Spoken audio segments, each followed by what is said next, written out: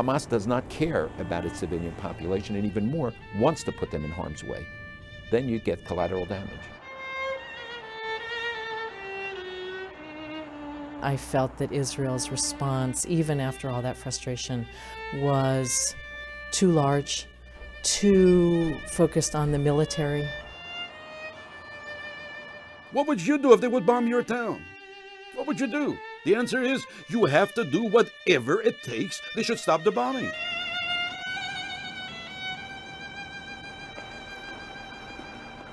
Outside of Israel, by far and away the world's most influential Jewish community lives here in New York.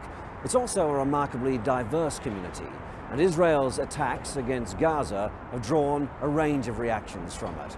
As the new Obama administration moves to develop its own policy on the Middle East, America's Jewish leaders from across the political spectrum are stepping up their efforts to ensure their voices are heard.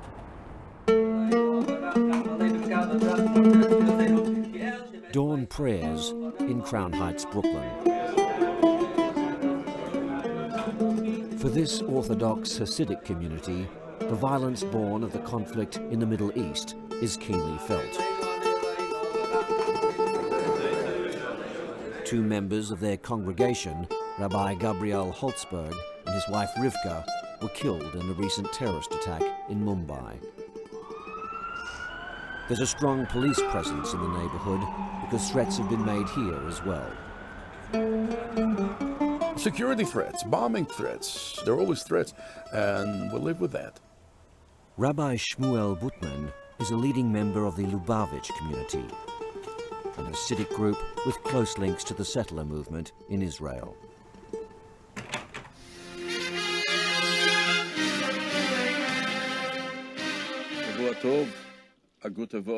And welcome to our program. Rabbi Say, this is the broadcast before Yud Shvat. The rabbi's weekly online sermons usually focus on spiritual matters, but off-air and on the subject of Gaza, he's uncompromising. It would be the rabbis. The rabbi says the Israeli army didn't stay in long enough. Absolutely. We went in. We saw success. Many soldiers say that they saw divine intervention. They saw miracles happening. And we were successful. And we were getting there. And then all of a sudden, halt, stop, go home, leave it alone. You want to come in, have a bagel? Good to see you. Yes. I was going to talk about Gaza. I don't know what he's going to say. Not far away, in the Park Slope district of Brooklyn, is a congregation of a very different kind. That's actually the point. That's the point of this interview. Led by Rabbi Ellen Lipman, here the view on Gaza is not nearly as black and white. And how much tension does this cause in the Jewish community here? A lot. Jews are a very vocal people. We have been known for a long time as the people of the book and continue to be people of words. It's painful and difficult, but I also think that there's something healthy about the arguing. The rabbi herself is active in the peace movement.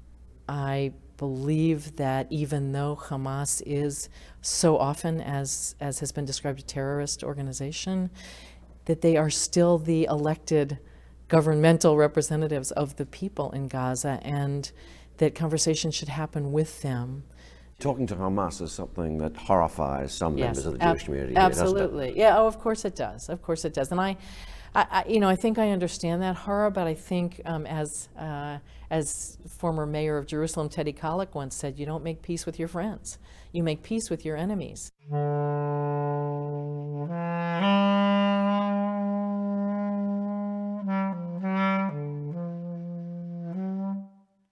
In between the reform movement of Rabbi Lipman and the orthodoxy of Rabbi Butman stands the mainstream of America's 6 million Jews.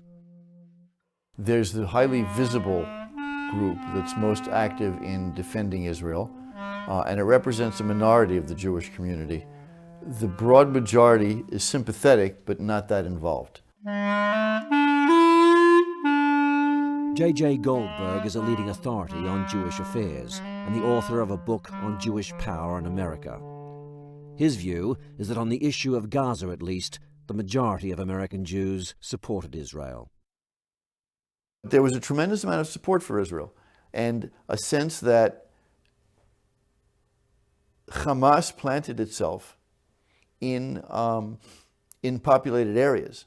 It put its weapons caches in the basements of hospitals and apartment buildings and schools, and then dared Israel to come in and attack, knowing very well that, that Israel would end up looking brutal on television. In the wake of the Gaza attacks, pro-Israel and Arab demonstrators took to the streets of New York. The city's political leadership made it clear where it stood, turning out to support constituents it can ill afford to alienate. We recognize the right of the State of Israel to protect itself.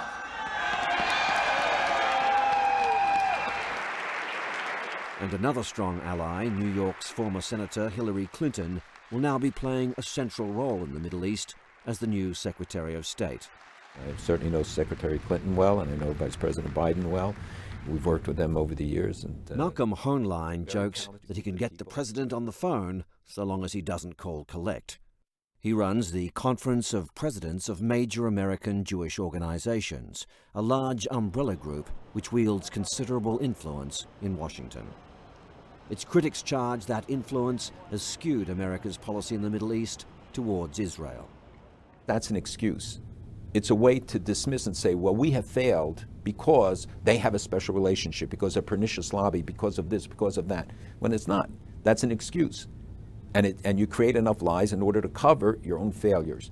It's the failure of the Arab governments to meet the needs of their peoples. You'd certainly agree, wouldn't you, that you have a very prominent seat at the table in Washington. You yourself, I'm sure, have met with because we numerous earned it. presidents. We earned it. We earned it by the credibility of what we say, the legitimacy of the case we make, the authenticity of the facts we present. There's